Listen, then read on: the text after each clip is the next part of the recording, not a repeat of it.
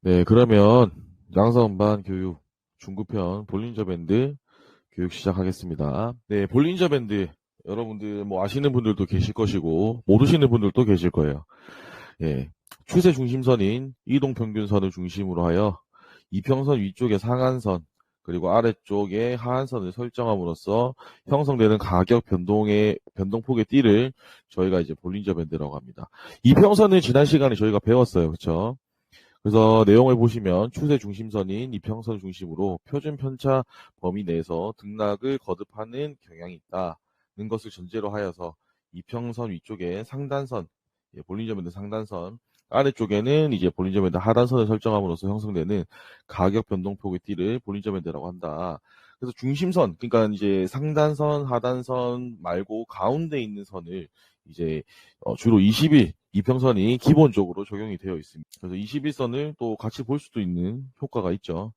그래서 보시면 이제 상단선과 하단선은 이제 각각의 저항선과 지지선의 역할을 갖게 됩니다. 그래서 볼린저 밴드가 사실 어디서 활용하기가 좋냐면 박스권 이제 횡보 구간에서 사실 매매하기가 정말 좋죠. 그래서 급등 혹은 급락을 하지 않는다면 대부분 볼린저 밴드 안에서 움직일 확률이 매우 높습니다. 그래서 볼린저 밴드는 상황에 따라서 폭을 조정하는 성질을 가지고 있어요. 그러니까 이 말이 뭐냐면 강한 상승 혹은 강한 하락 추세를 보이는 등의 가격의 변동이 갑자기 커지는 경우에는 볼린저 밴드가 이제 폭이 확 넓어집니다. 네. 폭이 확 넓어지는데 이제 이것을 볼린저 밴드가 확장된다라고 이야기를 하고요. 반대로 이제 이런 변동폭이 커졌을 때 확장을 하고 다시 이제 수렴에 접어드는 단계를 수축된다라고 해서 수축이라고 이야기를 합니다. 그래서 사실 이제 보시면은 뭐 볼린저 밴드 사용하시는 분들은 아시겠지만 어, 볼린저 밴드를 뚫고 캔들이 나가는 경우가 있어요. 근데 사실 이런 경우는 잘 없습니다. 많이 없는데 주로 상승 힘이 엄청 강할 때 이런 이제 무빙이 많이 나오거나 혹은 이제 인위적으로 뭐 고레버 물량을 털기 위한 빔이 갑자기 툭 나오고 다시 떨어지는 경우가 있는데 이때 볼린저 밴드가 보통 많이 찢어지죠. 그래서 보통 뚫고 나간다라는 말을 볼린저 밴드가 찢어졌다라고 이야기를 많이 합니다. 그래서 밴드 상하폭이 좁아지면서 수축할 경우에는 이제 곧 다른 쪽으로 방향이 또 튈 수가 있겠구나. 이거는 어떨 때 이제 적용이 되는 말이냐면 확장을 하고 나서 다시 상하폭이 좁아지면서 수축을 들어가는 경우에 이때는 위든 아래든 다시 또 뭔가 큰 변동폭이 일어날 수 있는 확률이 높다라고 알고 계시면 되는 거예요.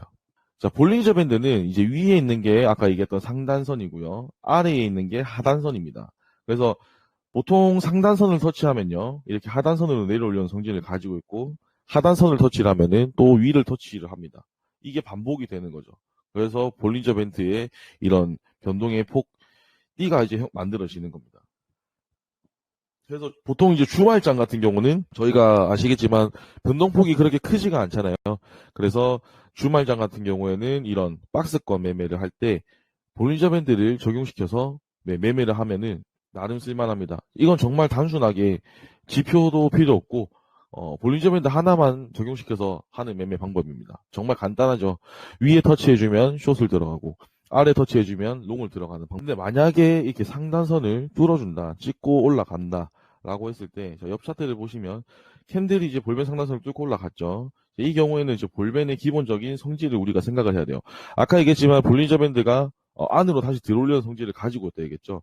그러니까 캔들이 밖으로 삐져나가게 되면 이 캔들이 다시 또 볼린저 밴드 안으로 들어오려는 성질을 가지고 있습니다. 그렇다면은 우리는 여기서 어떻게 접근해 볼 수가 있겠죠? 당연히 숏을 잡아볼 수 있겠죠. 이 안으로 들어오려고 하는 이 성질을 가지고 숏을 짧게 먹어보는 겁니다. 근데 이게 좀 위험한 건 뭐냐면 상승 힘이 강할 땐 이 볼린저 밴드 상단선이 지지선 역할을 하면서 강하게 올려버립니다. 네, 정말 말도 안 되게 계속 올려버리죠. 그런 경우가 사실 그렇게 흔치는 않아요. 흔치는 않은데 조심해야 되는 거는 사실입니다. 그래서 이 또한 이제 무조건적인 것은 아니고 조심해야 하는 거 제가 아까 방금 얘기했죠. 지지받고 올라갈 경우에는 정말 강한 추세가 나올 수 있음을 우리가 알고 있어야 된다. 반대로 하단선도 합니다. 옆에 차트를 보시면 자 1번에서 자 1번 캔들에서 음봉이 강하게 나오면서 볼린저 밴드를 뚫고 내려오죠. 뚫고 내려오고 나서 아까 얘기했던 부분이죠. 무조건적으로 들어가려는 성질을 가지고 있는데 이게 뚫고 나왔다고 해서 바로 또 무조건 또 다시 들어가는 것은 절대 아닙니다. 좋은 예죠. 2번 캔들을 보시면 여기서 다시 저항받고 쭉 빼버립니다. 조심해야겠죠, 이런 것들을. 네. 그래서 이제 이 다음 캔들이 어떻게 형성이 되느냐를 보고 들어가는 게 안전하다라는 것을 말씀을 드리고 싶습니다. 그래서 3번에서 볼린저 밴드 성질에 따라서 다시 차트로 안으로 들어가는 모습이 확인이 됩니다. 3번에서. 그래서 거듭 말씀드리지만 이게 뚫렸다고 해서 무조건 안으로 들어간다라는 생각을 하시면 안 돼요. 제가 뭐랬죠? 뭐 윗꼬리가 달리거나 이렇게 지금 뚫리고 내려왔을 경우에 밑꼬리가 달리거나 아니면은 이 다음 캔들에서 다시 또 밑꼬리가 달린 양봉이 나와주거나 이런 거를 확인을 하고 들어가는 게 안전해요. 네. 이런 거 확인하고 들어가도 어느 정도 수익을 볼 수 있습니다. 여기서 잡아서 이걸 먹겠다라는 거는 사실 저는 욕심이라고 생각을 해요. 이런 욕심은 좀 내려놓고 활용하는 매매 방법이다라고 알고 계시면 될 것 같습니다. 자, 아까 얘기했던 이제 확장과 수축입니다. 음봉이 나와주면서 자, 제가 얘기했잖아요. 이게 박스권 행보 구간에서는 이 볼린저 밴드가 확장이 안 되고 그러니까 계속 이런 식으로 놀아요. 이런 식으로. 크게 확장이 안 됩니다. 근데 이렇게 강한 무빙이 나와줄 때는 볼린저 밴드가 이렇게 무슨 장기 우리 몸에는 장기 뭐라고 해야 될까요? 간이라고 해야 되나요? 네, 약간 그런 모양처럼 이렇게 확장이 되죠. 예. 그래서 요런 이제 하락에 힘이 붙었을 때 이제 상단선을 보게 되면 위로 벌어져 있고 하단선도 아래로 벌어져 있는 이런 모습이 확장이 된 거다라고 이야기를 하고 이런 경우 이제 수축에서 확장으로 넘어가는 단계. 예. 또 말했죠. 아까 제가 수축에서 확장으로 넘어가는 단계를 또 잘 봐야 된다고 했어요. 지금 여기서 확장이 됐고 수축이 다시 됐습니다. 이럴 경우에 이제 하단선을 타고 내려갈 경우에는 또 추가적인 하락을 또 예상을 해볼 수가 있는 거죠. 그래서 하락 이후에 볼변이 수축을 하면 다시 천천히 흘러갑니다. 이제 이후에 또 확장이 나오면서 방향을 정하고 움직이는 거고 이게 확장과 수축이다. 네, 이해 가시죠? 여기 이 방법만 알고 계시면은 추가적인 매매 방법은 다른 지표들을 또 접목시켜서 매매하는 거예요. 그래서 제가 이야기하고 싶은 것은 이제 볼린저 밴드의 모양을 계속 많이 보시다 보면은 이게 이제 좀 벌어지면서 확장이 진행이 되려고 하네. 그러면은 변동성이 좀 크게 나올 수 있겠구나라는 것을 캐치를 할 수가 있고 이제 가장 기본적인 것은 상단선 터치했을 때 하단선 터치하는 것도 생각을 해야 된다. 그래서 뭐 예를 들어서 이제 또 추후에 저희가 다이버전스에 대해서도 또 배울 건데 다이버전스가 이렇게 나와 주었을 때 볼린저 밴드 상단을 또 터치하고 내려온다라고 했을 때 우리가 목표 값을 하단선까지 터치하는 걸 볼래라고 할 수도 있겠죠. 아니면 볼린저 밴드 미들 라인까지 중앙선까지 볼래라고 또 설정을 할 수가 있습니다. 그래서 볼린저 밴드 정말 많이 사용하지만 제대로 된 사용 방법을 모르시는 분들이 많아요. 그래서 이유는 기본적인 상단 터치 후 하단 터치 이것밖에 모르고 접근을 한다는 거죠. 그러니까 볼린저 밴드가 가지고 있는 이 성질을 여러분들이 이해를 하셔야 됩니다. 그래서 저희 트레이더 양성관 분들에게는 제가 볼린저 밴드를 볼 때 어떤 것들을 중요시해서 보는지 풀어서 제가 설명을 드렸고요.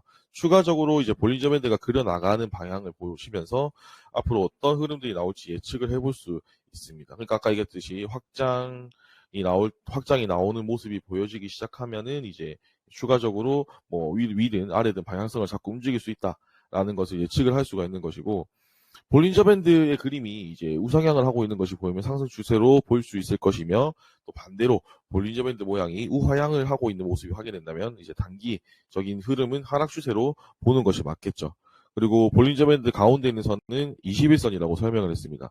이 또한 마찬가지로 21선도 지지 저항 구간이 될 수 있음을 여러분들이 알고 계셔야 됩니다. 그래서 예를 들어서 상승을 하다가 쉬어가는 구간에 볼린저 밴드 이제 미들선을 터치하고 이제 이를 지지받는다면 또 상승을 또 추가적으로 해서 상단선을 터치할 수 있는 확률이 높아지겠죠. 네.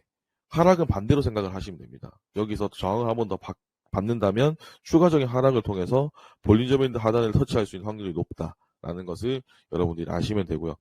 매매는 이제 계속 얘기하는 차지만 어렵게 생각하면 어렵고요. 어렵게 다가갈수록 매매하기는 사실 더욱 힘들어집니다. 그래서 여러분들한테는 제가 쉽고 이해하기 쉬운 지표들로만 설명을 드리고 저 또한 마찬가지로 이 방법을 계속 사용을 하고 있기 때문에 이것을 풀어서 이제 계속해서 설명을 드릴 거예요. 여기까지가 볼린저 밴드에 관한 내용입니다. 감사합니다.